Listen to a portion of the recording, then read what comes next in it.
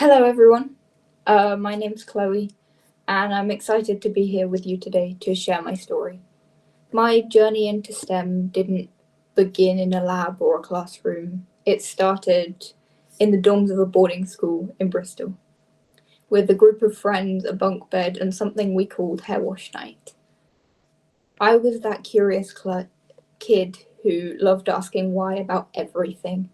My science teacher was also our head of boarding. So late night chats about experiments were part of our lives. When I moved to a bigger school, I discovered just how much fun science could be, especially when I got to freeze flowers with liquid nitrogen at science festivals. That was the first time I realized science could inspire people. Then came a big challenge. At 15, during my GCSEs, I was diagnosed with acute lymphoblastic leukemia.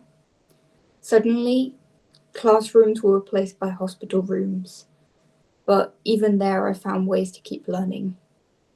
I turned my hospital lessons into adventures about the human body, and my stuffed mold Charlie became my sidekick. I shared my story online so that other families could understand what cancer treatment felt like through a young person's eyes. That time in my life changed in so many ways.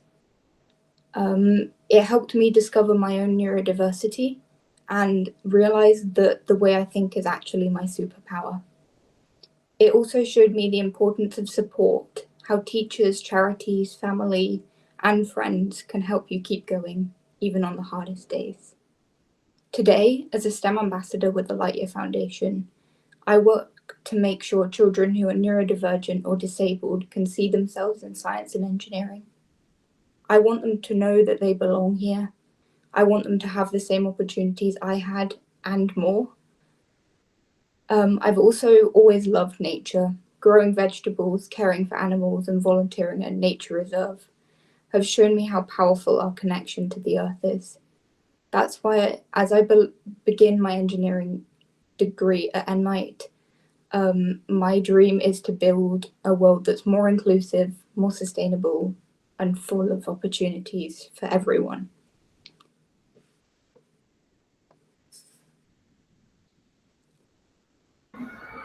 Thank you very much for this, Chloe. Now, would we like to go on to the author's reading?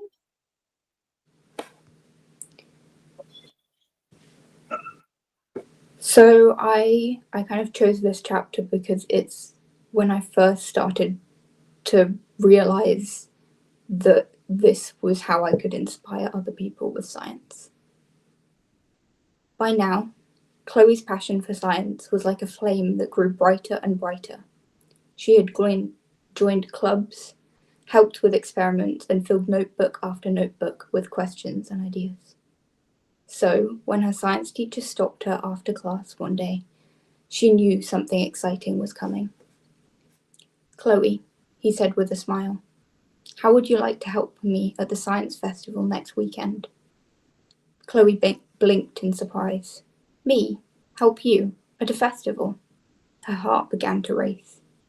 The idea of standing in front of a crowd made her tummy twist. But another feeling bubbled up too: curiosity. She leaned forward. What kind of experiment will we be doing? The teacher's eyes twinkled. Liquid nitrogen. The word sounded almost magical. Chloe had learned about it before, a liquid so cold it could freeze almost anything in an instant. But she had never seen it up close. The morning of the festival, Chloe woke early, excitement and nerves tumbling together. She carefully packed her goggles, her lab coat, and her festival ticket, all tucked safely inside her bag. The festival hall was already buzzing when she arrived. Stalls lined the edges, filled with hands-on activities, paper rockets shooting across the room, slime-making workshops, and children peering into microscopes.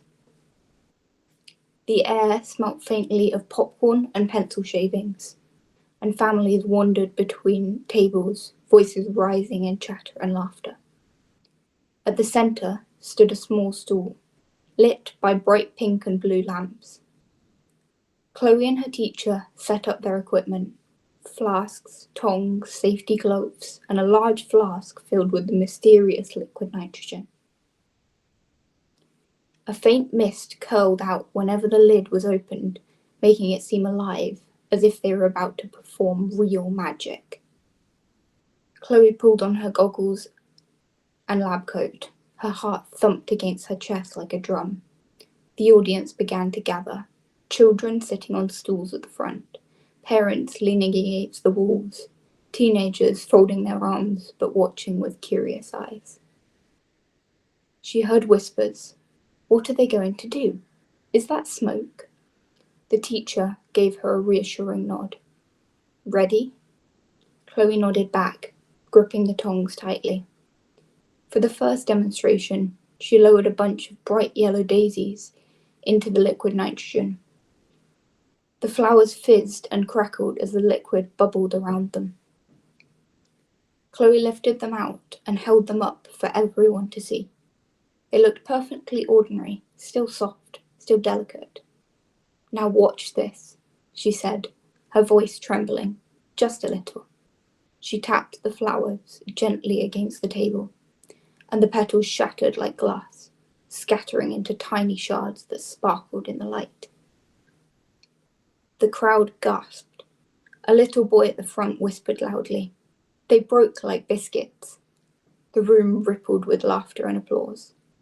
Chloe's nerves began to melt away, replaced by a warm glow in her chest. She felt strong, confident, even joyful.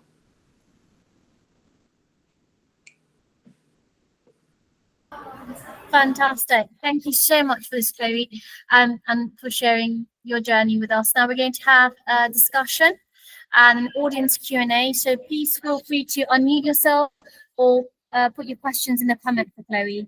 I'll start off with the discussion, Chloe. So in this whole process of discovering your passion for STEM, for instance, and gaining confidence, what was, I wouldn't say one incident, but what was maybe like one event that you can kind of really think back to, maybe from your childhood, that really ignited that curiosity for you related to STEM? I think growing up with my parents both being engineers, then I was always surrounded by STEM. So I don't think there's one definite moment, but I think presenting liquid nitrogen was always something that I really wanted to do. As soon as I joined secondary school and heard that it was an option, I really wanted to do that. So actually being able to show that and see the joy and excitement on people's faces was amazing. Fantastic, brilliant. And then we'd like to ask if anybody's got any questions for Chloe, or if they've got anything that they'd like to share from the book event. So we've got Francesca, who's asked, what is something you would like to achieve in life moving forward? Thank you for your question. So that's an interesting question. I don't know how to answer that, to be honest. I think trying to inspire more people and keep kind of opening the doors for more people to go into STEM is something that I really enjoy doing and want to continue in the future.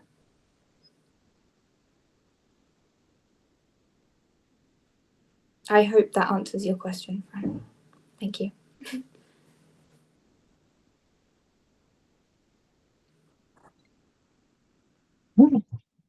Chloe, which bit of engineering is it that you like the best? I think all engineering. I like being able to build things. But I enjoy the accessible engineering where you can build prosthetics, because I feel like you can make the most change there.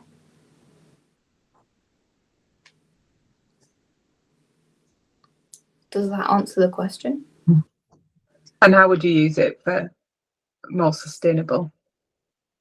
I think trying to make it out of different materials where it's not just all plastic, because a lot of the prosthetics now are made of fiberglass or are 3D printed, and in the advancement of the technology and the materials that can be used for that, it would be safer and easier to use, as well as being more environmentally friendly. Thank you.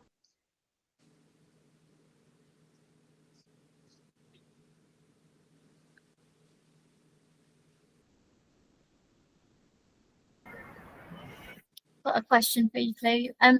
What challenges do you think young people face now in kind of accessing STEM and then going more into STEM related fields? I think for me, one of the main issues was grade requirements. Because of my time in hospital, then I didn't necessarily get the grades that I was predicted, or grades that I wanted to achieve.